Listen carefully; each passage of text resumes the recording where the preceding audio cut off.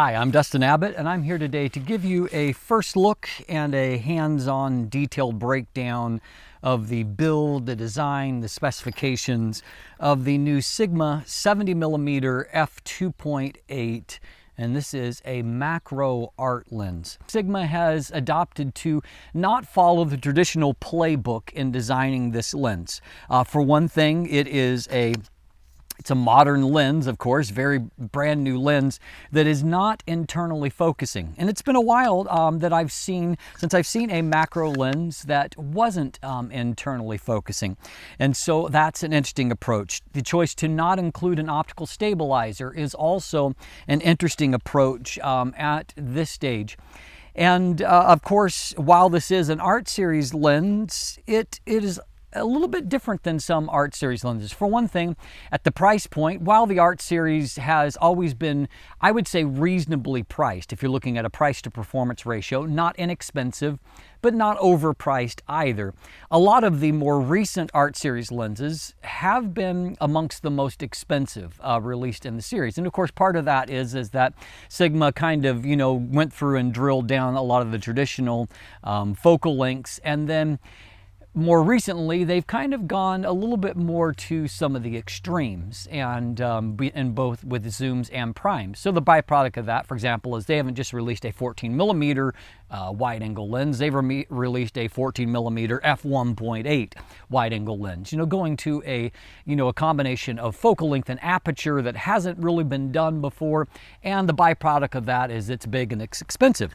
Well, this lens is not particularly big, and it's not very expensive. You can get this lens for $569 in the US market, which makes it, I believe, the cheapest lens in the art series thus far.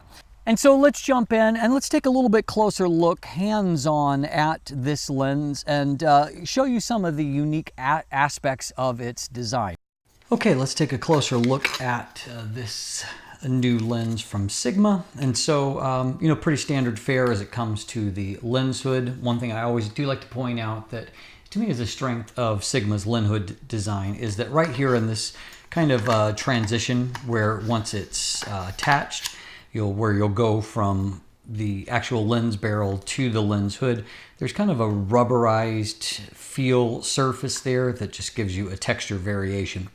So looking at this lens, there's some things that stand out to me.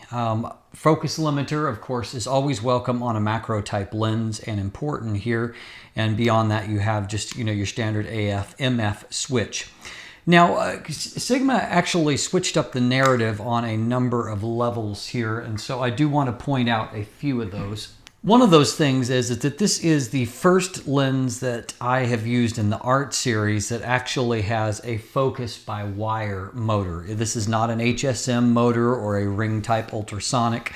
It is a focus by wire, which means that input from here, so there's actually a DC motor, but input is taken from this ring. It is input through the body itself and then the lens, and it's actually focused by the motor. And so as a result of that, you do have a different feel. Like if I focus quickly, there's a little bit of kind of drag that I feel, but beyond that, there's no physical limitation here.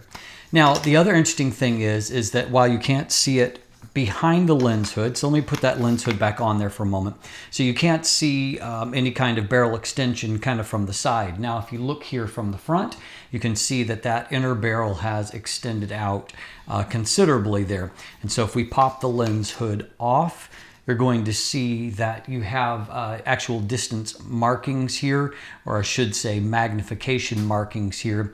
And so, your minimum focus distances. And so in this case, you can focus down to about right under 26 centimeters here, or about 8.5 inches. And so, and at that, you're getting a full 1-to-1 reproduction or magnification.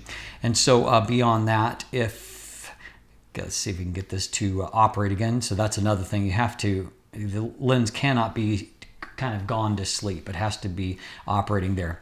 And so certainly this is a deviation from what is kind of standard fare in that most macro lenses that I use these days are internally focusing. And so in this case, if you're using kind of focusing in this way, you can see that this is not an internally focusing lens. Now, in Sigma's press release, they say this, and I quote, "In recent years, macro lenses in the standard range have tended to employ inner focusing with the goal of maximizing autofocus speed. In contrast, the new Sigma 70mm F2.8 DG Macro ART lens is designed to prioritize optical performance." Now, I'm not quite sure what the correlation between internal focus and image quality is, but that's the point that they're making here. Now, as you can see, as I am running through this focus rack, certainly focus speed is not the priority here, and you can very clearly see with the barrel moving in and out that focus speed is not lightning fast here, and so this is actually, I would say, one of the slowest focusing macro lenses that I have used. Now, at the same time, I can't argue with the fact of it being a very sharp lens. It certainly is that. Now, look at a few other things here in terms of the physical performance. This lens, it has as you've seen with the outer barrel extending, it has a certain diameter here, but with that inner barrel extending, the actual filter size is only 49 millimeters. And so actually quite a small front element and quite a small filter thread there. And once again, referring to Sigma's own language, they say mount with dust and splash proof design. And so, there is no reference in their language to internal seals, but there is a sealing here at the mount, and it's a nice robust gasket there. But at the same time, recognize that Sigma is not making claims of seals being employed at other places. And certainly with an extending barrel like that, I would not count on the weather sealing being exacting. And so, I would use some caution when it comes to that. Beyond that, this is actually one of the lighter lenses in the ART series, and certainly you can tell that it comes in at 515 grams or 18.2 ounces. And so in terms of the actual physical dimensions, this is a more compact lens than probably just about any that I have used in the ART series. In terms of the actual length, it's 2.8 inches in diameter and 4.2 inches in length. Of course, that's with the barrel, inner barrel retracted there, but the physical length is just a little over 4 inches or 105.8 millimeters. 9 rounded aperture blades, which is standard for the ART series. This actual focus ring here, as we've already noted, it's focused by wire, but the feel of the focus ring itself in terms of the tactile sense is nice, no problems there. As per usual, this is a mix of, it's a brass bayonet mount. There are some metals in the barrel, and then also some, what Sigma calls thermal composites, or, higher end engineered plastics. It is eligible for Sigma's mount conversion service if you ever did want to change, and it is also compatible with the MC11 adapter. And I'll comment more on that in just a moment. And so as you can see, definitely a different kind of macro lens. And of course, Sigma's stated aim here is that this really, as kind of befits the ART series, is about absolute sharpness. And they wanted to design a lens that was less designed around some of the other aspects of lens design, autofocus, speed, internal focusing, and to focus more just on pure optical performance. And so what I've seen thus far in my early shots is that this is indeed definitely a very, very sharp lens. And so I would say that they've probably succeeded on that front. Now, this is a lens, while I'm reviewing here in a Canon EF mount, I just want to make a couple of quick comments before I conclude here today about Sony. I expected this lens to be one of the better lenses when it comes to using it on the MC11. In part, of course, this is not a traditional HSM motor. This is a focus by wire DC motor, which in some ways seems more akin to a mirrorless type design. So I was actually surprised when the lens didn't really work fantastically. In fact, worse than a lot of other ART series lenses that I've used when I put it on the MC11. There were times that it just, didn't hardly want to focus, or, would kind of focus in the wrong area.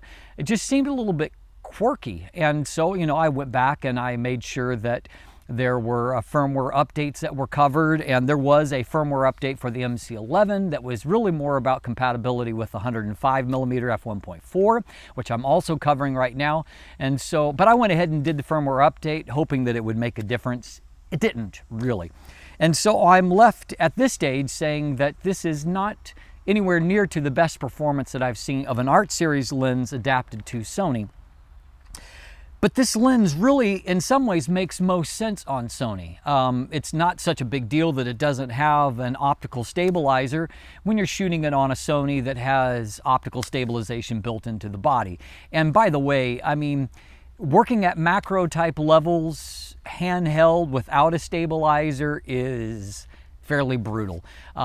It's not so much stabilizing the final image, it's really about holding the camera still enough to be able to focus at that critically tiny layers of depth of field. It's really tough to do handheld, and I recognize best, you know, macro work is done on a tripod, but at the same time I also know that there are plenty of situations where you don't have a tripod along. And so this in some ways is a better experience shooting on Sony, despite the fact that focus isn't all that fantastic.